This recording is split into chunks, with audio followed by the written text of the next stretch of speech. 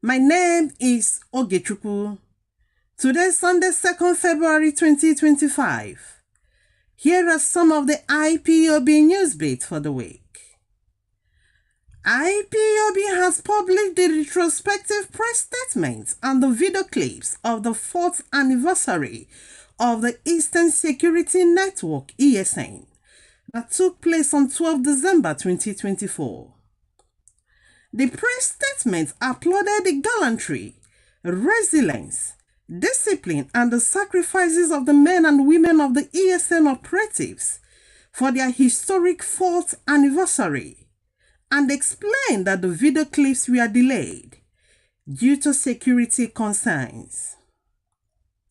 The IPOB apex structure, the Directorate of State, the DOS, in their press statements, acknowledged that the ESN operatives has kept the flames burning, irrespective of attacks and challenges it has gone through since its inception.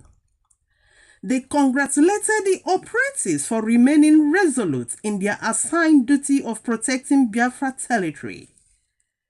The statement from the DOS admitted that the ESN operatives has encountered setbacks, imprisonments, violence, killings, forceful disappearances, and extrajudicial killings by the Nigerian government, but they have remained still unwavering in their convictions to continue to stand up for the cause of defending Biafra land. They honored and celebrated the bravery and the warrior spirit of the comrades that pay the ultimate sacrifices.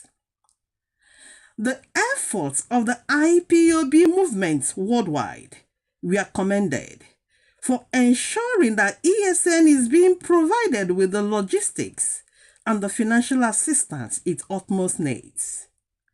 Among the highlights of the 4th anniversary is oaths taken by the operatives as an assurance that they do not and will not engage in criminality and ever ready to safeguard the Southeast, while abiding by the outfit's code of conduct and ethics.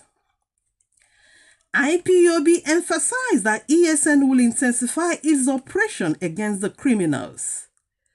They also warned the local vigilante group to tread with caution and avoid being tools in the hands of Nigerian government and her murderous security forces to hunt and abduct IPOB members or innocent Biafrans.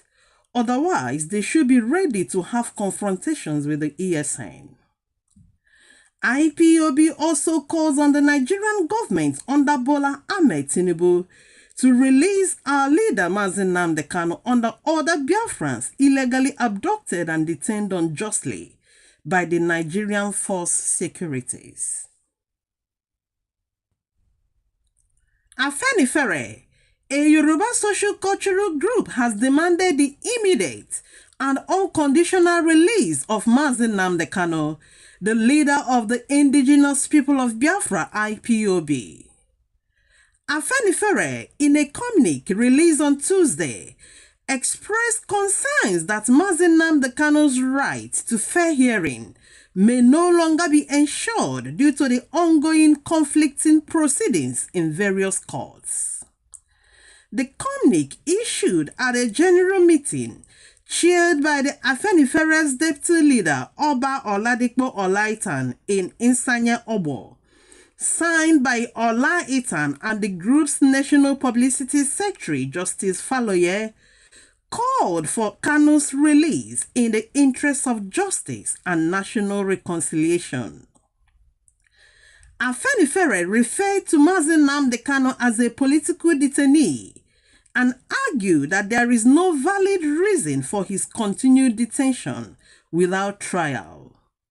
The group noted that from all circumstances, particularly since his abduction and repatriation to Nigeria since 2021, that he has been subjected to controversial and conflicting legal proceedings in different courts, by which his fair trial may no longer be guaranteed, pointing out that there is no justifiable reason to continue to keep him in detention without trial. The indigenous people of Biafra, IPOB, has raised an alarm over the new genocidal plan of the Nigerian government against Biafrans.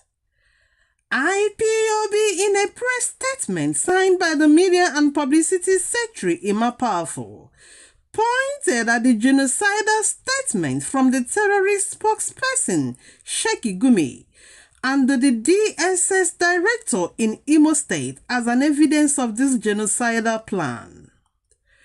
IPOB cited Sheikh Gumi's advice to Nigerian government to recruit and arm Igbo youths to fight IPOB ESN members in Biafra land as an obvious reflection of the mind of the Nigerian government, solidifying IPOB's stand that the insecurities in the southeast is state-sponsored. Similarly, to the recent viral video of the newly assigned DSS director in Imo, publicly ordering his militia to hunt down on IPOB members for immediate elimination, describing such reckless statement as a sanction for extrajudicial killings of Igbo people in the name of fighting IPOB ESN. IPOB asserted that the likes of Gumi that turned the northern Nigeria into a terrorist habitat will not succeed in replicating the same in the southeast, as IPOB ESN are the last line of defense for Biafra nation. IPOB calls on the international communities to take note of the statement from the Nigerian government through the Imo State DSS director and the terrorist spokesperson Sheikh Gumi. Meanwhile, the IPOB lead counsel, Barrister Sir Ifeanyi Ejiofor, on his own, described Gumi's utterances as divisive and inflammatory, describing him as an accomplice in the insecurities in the north, who then wants to destabilize Igbo land. Barrister Ejiofor concluded that Gumi's divisive mission is dead on arrival, as Igbo people will not fall for such manipulative tactics. Mazi Chinasa, a member of the DOS, has exposed and thrown more light on the set of criminals and kidnappers that perpetrate all manner of crime in Biafra land, some hiding under Biafra agitation.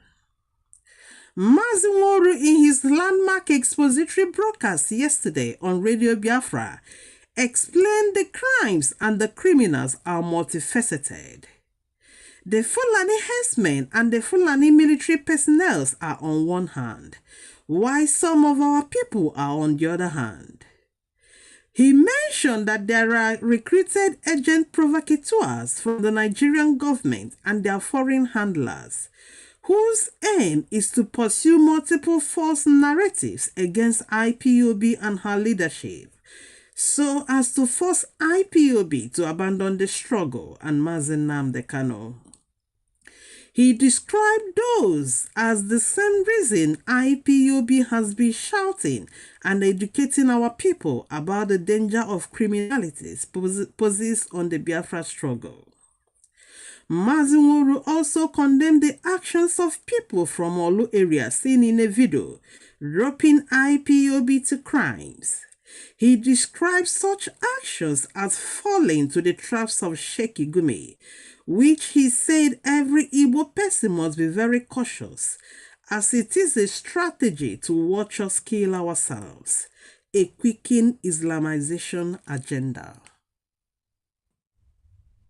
The International Society for Civil Liberties and Rule of Law, Inter-Society, has accused police and militaries in the southeast of extorting a staggering over 21 billion naira from roadblocks within 2 months. A statement made by the chairman of the Inter-Society, Comrade Emeka Ume Abalasi, alleged the police pocketed about 15 billion naira, while the military netted over 6 billion naira between December 2024 and January 2025. Ume Abalasi described the Oga Junction and Atani Road naval checkpoints in Onitsha, Anambra as the most lucrative, alleging it yielded over 600 million naira from gunpoint extortion roadblocks. Ume Abalasi stated that the deployed personnel of the Nigerian Armed Forces and the Nigeria Police Force in the southeast seized not less than 21 billion naira from civilians during the Christmas and the New Year period under gunpoint extortions, and revealed that at least 300 military roadblocks and 500 patrol teams are being sighted all over the southeast region. More news headlines. Suspected armed herdsmen killed 5 local farmers at Ajegule community in Akure, Ondo this week. A jihadist from Kogi threatens Yoruba people for rejecting to implement Sharia law in Yoruba land.